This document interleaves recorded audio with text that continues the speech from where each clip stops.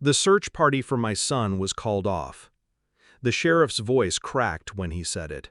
He's gone.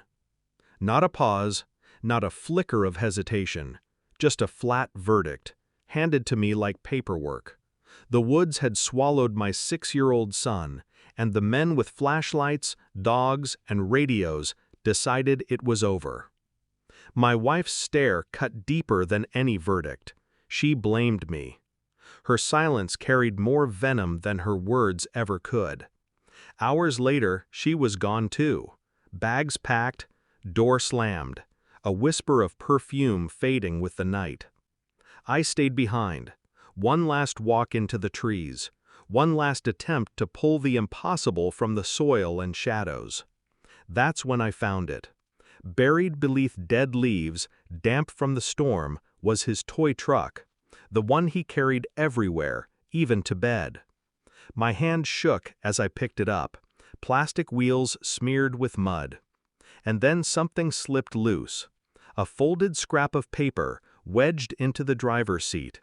My son's handwriting, messy, uneven letters pressed deep into the paper with a crayon. 3 words. Help me, Daddy. The ground tilted beneath me. My throat closed. He wasn't gone. He was taken. I showed the note to no one, not the sheriff, not the neighbors, not even the woman who used to be my wife, especially not her, because something in her eyes the night she left, something cold, detached, snapped into focus the longer I stared at those crayon marks. She hadn't cried when they called off the search, not once. She hadn't begged them to keep looking. She just folded her arms, shifted the blame to me, and walked away. The note lived in my pocket, burning a hole through every hour of the day. At night, I replayed her words, sharp, dismissive, rehearsed. A wife who had already moved on. Moved on, or planned it. The thought bled slowly into me, poison disguised as reason. At first, I rejected it. No mother could. But the memory kept clawing back, her phone buzzing late, her stepping outside to answer, voice hushed. The weekend trips she needed. The sudden distance, like she was already rehearsing life without me. And now my son, our son, was gone. No, her son. That's when the doubt cut deepest. Was he mine at all? I played the role of the grieving father well. Quiet, numb, cooperative. The sheriff believed I was broken, not suspicious. My wife believed I was defeated, perfect. Behind closed doors, I started digging. Phone records first. Numbers I didn't recognize. One of them repeated at odd hours, midnight, dawn, whenever she thought I was asleep. A man's name attached. A coworker she had once dismissed as barely an acquaintance. I traced it further. Credit card bills, hotel charges, weekends that matched her retreats. The puzzle rearranged itself with every line of data. Infidelity, lies, double life. And somewhere inside that web, the truth about my son. DNA was next. Quiet, careful. A toothbrush, a strand of hair. My own blood under sterile light. I mailed the samples, never letting my hands tremble. On the surface, I was still the man hollowed by loss. Inside, I was sharpening. Days dragged, each one colder than the last.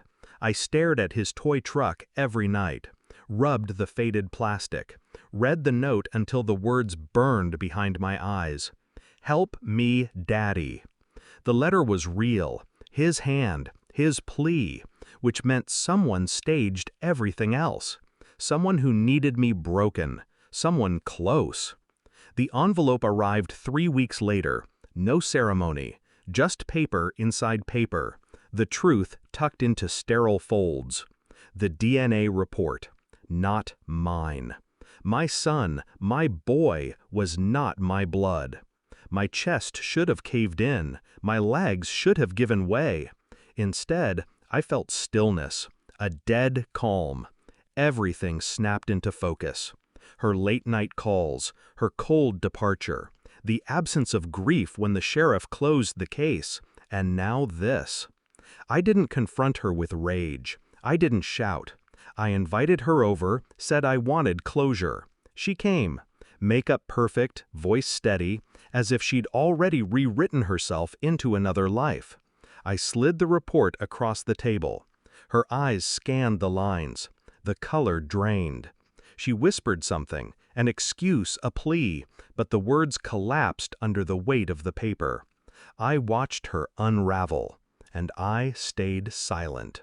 Her denial stuttered out. "It's not what you think. It doesn't change anything. You're still his father." I let her drown in it. Then I reached into my pocket. The toy truck. I set it down between us. The tiny wheels clicked softly against the wood. Her breath caught. I unfolded the crayon note, turned it so she could read. Her hands trembled. Her lips parted, but no sound came. For the first time, her mask cracked. Pure, unfiltered fear seeped out. I leaned forward, voice low, controlled. "Where is he?" She shook her head too fast. "I don't—" But the way her pupils darted, the way her throat seized, told me enough. She knew. She had known all along. And in that moment, I wasn't pleading. I wasn't broken. I was exacting. Every shred of power she thought she'd stolen returned to me in silence. I didn't need to shout. She was already destroyed. I left her at the table, the report still in her hands, the toy truck staring back at her like a verdict. She was crumbling. I was not. I walked out without a word, without a glance. The night air hit me cold, cleansing. My son's note still pressed against my palm, his plea echoing in me like a heartbeat. I didn't know if I would find him, but I knew the lies were over, the masks shattered. The sheriff had declared him gone. She had declared me broken. They were both wrong. I am neither, and I will not stop until I hear his voice again. Not a note, not a plea, his voice. And when that day comes, she'll know what it means to truly lose.